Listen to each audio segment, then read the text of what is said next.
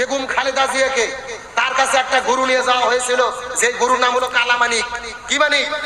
কালামানিক নামে একটা গরু, 35 মণ ওজন, প্রায় 15-16 লক্ষ টাকা যে গরুর দাম। পটুয়াখালী থেকে একটা লোক সোহাগ নামে একটা ছেলে এই গরু নিয়ে খালেদা জিয়ার বাড়ির সামনে গেছে যে খালেদা জিয়াকে উপহার দেব। খালেদা জিয়া তাকে বাড়ির মধ্যে ঢুকাইয়া সুন্দর করে খাবার টাবার দিয়ে বলেছে, আমাকে গরু দেওয়ার দরকার নাই, গরু নিয়ে যে তোমার এলাকার গরিব দুঃখীদের মধ্যে বিতরণ করে দাও। আলহামদুলিল্লাহ বলেন।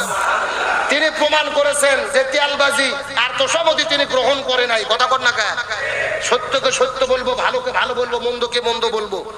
এরকম গরু গত কয়েক বছর আমরা দেখেছি হাসিনার কাছেও বিভিন্ন নেতা তেল আর পাম মারার জন্য নিয়ে যেত। কথা কর না কা? 5 লাখ টাকার গরু নিয়ে যেত, 1 কোটি টাকার চেক দিয়ে ছেড়ে দিত। এই তেল আর পামের উপরে গ্যাস চলা শুরু হয়েছিল তোষামোদীর উপরে। কিন্তু খালেদা জিয়া আপসীন দেশ নেত্রী, তিনি প্রমাণ করেছেন তেল আর তোষামোদী দরকার নাই, গরিব দুঃখীদের পাশে দাঁড়াও। নিশ্চয় কাজটি প্রশংসনীয় কাজ করেছে।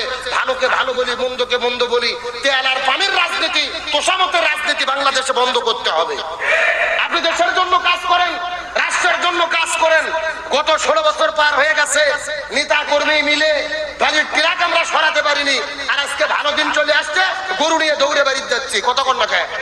এগুলো কি ভালোবাসা না তেল আর পাম মারা?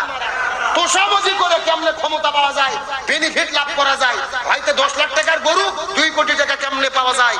আমরা বেগম খালেদা জিয়াকে ধন্যবাদ দেই, তাকে উচিত জবাব দেওয়ার জন্য। কত কর না খায়?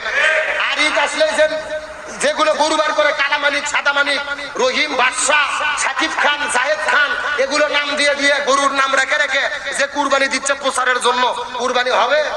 আপনার তো উদ্দেশ্য ভাইরাল হওয়া, নাম ফুটানো না। আপনি 1 লক্ষ টাকার কুরবানি দিয়েছেন, আপনার মনের মধ্যে এই জিনিসটা মনে হয় যে আল্লাহ, আমি মানুষকে দেখানোর জন্য কুরবানি দিচ্ছি।